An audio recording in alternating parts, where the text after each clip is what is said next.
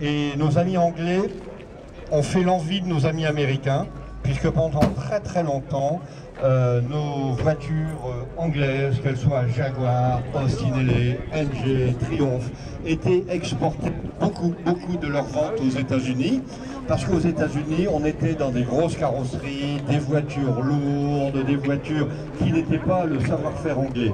Ce savoir-faire anglais, on a ici l'archétype d'une voiture, une Austin LA 3 litres de cylindret, 6 cylindres, qui est une voiture de ma jeunesse aussi, bien sûr. Elle est de quelle année? 59, 60. 59, je regarde apparemment. Donc on est dans les années 60. Alors c'est l'archétype de la voiture de sport, 6 cylindres, 3 litres de cylindret. On est en 4 vitesses avec 4 vitesses overdrive. Alors on va parler de l'overdrive parce que j'ai l'impression que tout le monde ne sait pas ce que c'est qu'un overdrive. Alors, je me permets, hein. Il est où? Il est là. D'accord. Oui. Alors l'overdrive, ça va vous permettre, c'est comme si vous aviez une 5e vitesse, vous êtes sur une boîte 4 vitesses, et quand vous êtes à une allure suffisamment bonne, vous déclenchez l'overdrive et vous allez baisser de 6 à 900 tours minute, ce qui va permettre de préserver un petit peu la mécanique.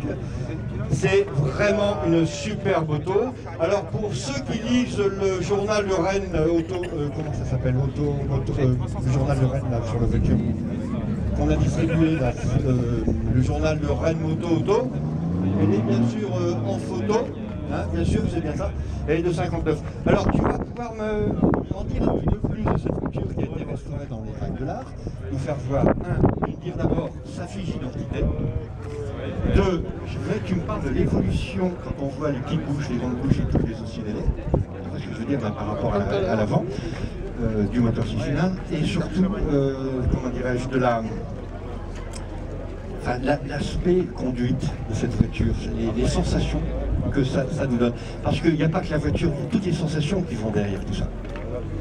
C'est difficile d'être, comment dire, de donner une impression pointue et précise, parce que pour ça il faudrait que j'ai davantage de recul sur ce type de voiture. Or celle-ci, ça fait 1 an que je l'ai, auparavant j'avais une TR3, et puis quand on est jeune, rien à voir avec toi, je déconne, mais non mais on est plus fougueux, et puis moi j'aime les voitures qui ont du répondant et qui marchent fort, donc j'ai souvent eu des voitures plus puissantes, donc pour moi je ne vais pas dire que je vais trouver un plaisir foudroyant en termes de conduite, mais c'est quelque chose, c'est d'autres valeurs tout aussi subtiles, rien que pour le plaisir des yeux, sa ligne est juste pour moi dantesque, c'est un dessin de l'automobile, c'est très épuré, et en fait voilà, pour moi de par mon métier peut-être que les courbes c'est quelque chose qui me parle, mais c'est sûr aussi.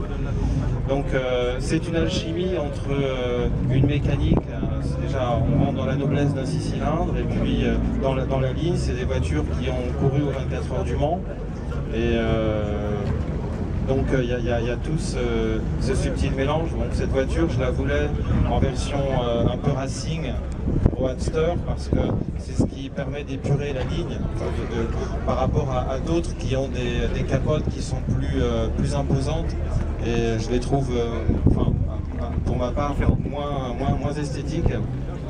Alors les 355, les Austin LA, c'est une histoire qui a démarré au milieu des années 50 avec les BN 101, BN 2. Toujours en 4, elles étaient en 4. Elles étaient en 4 cylindres à l'époque, avec une centaine de chevaux, et c'était déjà des voitures performantes pour l'époque. Après, il y a eu les 106, et puis les 3000 à partir de 58, 59, si ma mémoire est bonne, mais je suis peut-être pas très précis. Et voilà, et puis donc ça, avec sa dénomination, c'est MK1.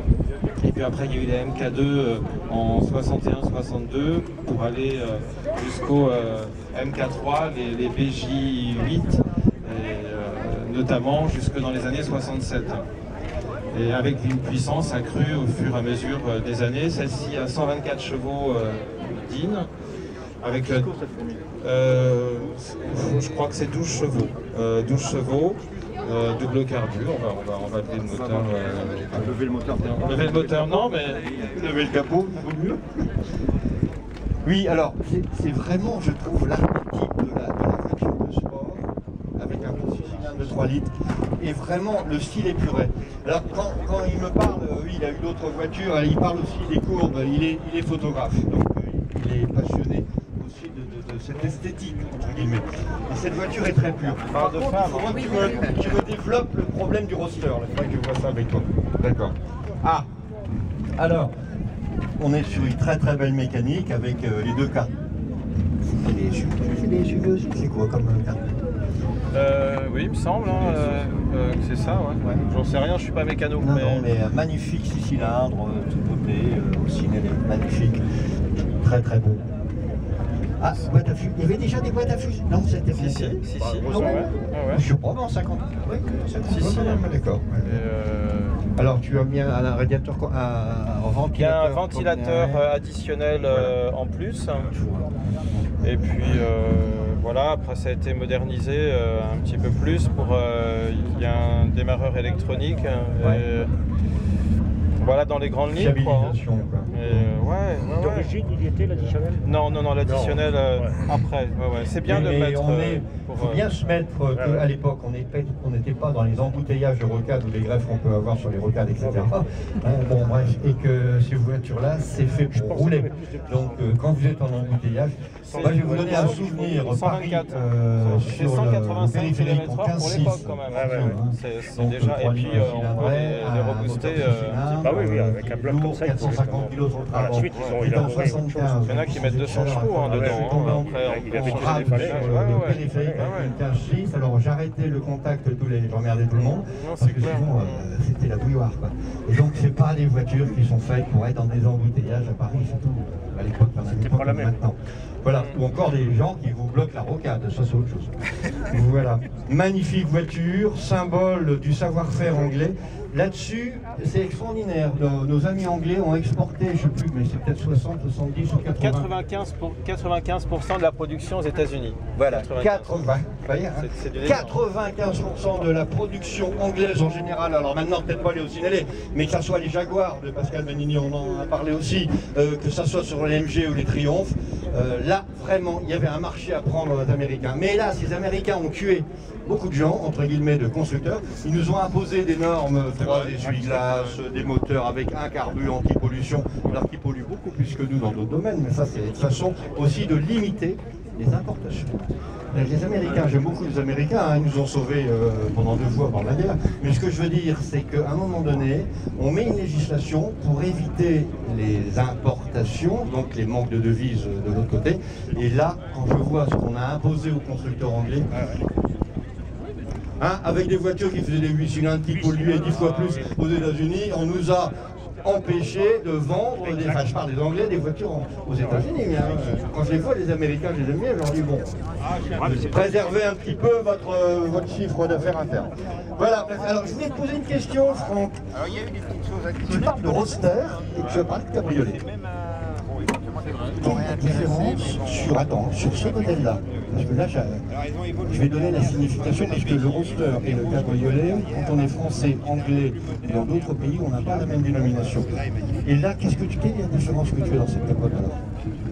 Un roadster, pour moi, c'est garder la fluidité de la ligne. C'est pour ça que le couvre-capote, là, garde vraiment cette fluidité. Un cabriolet, il y a la capote qui remonte jusque là. Et moi j'appelle ça des berceaux, quoi. C'est plus la même chose. On a le couvre-capote qui remonte un peu en rebondissement. Voilà. Tandis que là, c'est la même. Donc comment la capote est différente? Donc la capote, l'avantage c'est qu'elle vient et tout de suite, en très peu de temps, on ferme la voiture et elle est étanche voilà, à la pluie. Alors que évidemment là c'est beaucoup plus, c'est plus long parce qu'il faut mettre... ça se mérite. Voilà, il faut mettre le... Comment dire, l'espèce de... Oui, tout ça, oui. Les arceaux, la tringlerie, et c'est forcément plus long, et voilà. Mais je la sors pas quand il pleut, pour moi. Alors, Belle Auto, ce que je voulais vous donner à la traversée de Rennes, ceux qui étaient là, j'aurais donné un petit nom de dénomination de carrosserie, que ce soit limousine, familiale, cabriolet, roadster. Et quand on a parlé de cabriolet et roadster, je vous ai donné une signification française, Roadster est un mot anglais, peu importe. Regardez, quand on parle de cabriolet traction, de cabriolet Simené ou Roadster, on n'a pas la même signification. Je vais vous expliquer pourquoi.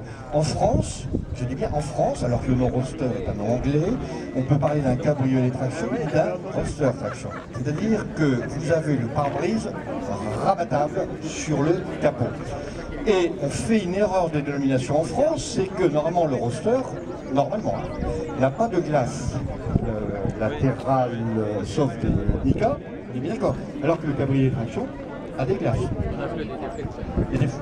Alors c'est pour vous dire que soyez méfiants quand on vous fait des dénominations, hein, ça fait 45 ans que je suis là-dedans, c'est qu'on n'a pas toujours, dans les constructeurs, n'ont pas eu toujours la même appellation dans les années qui suivaient par rapport, quand on parle de double phaéton, etc., d'avant 14. Alors méfiez-vous, dans les traductions que l'on donne, il y a toujours une petite ambiguïté dans ce que je viens de dire. Et ici c'est un Roadster, et tu as eu raison, c'est qu'on épure la ligne, la capote est au niveau de l'arrière et on est sur une épuration.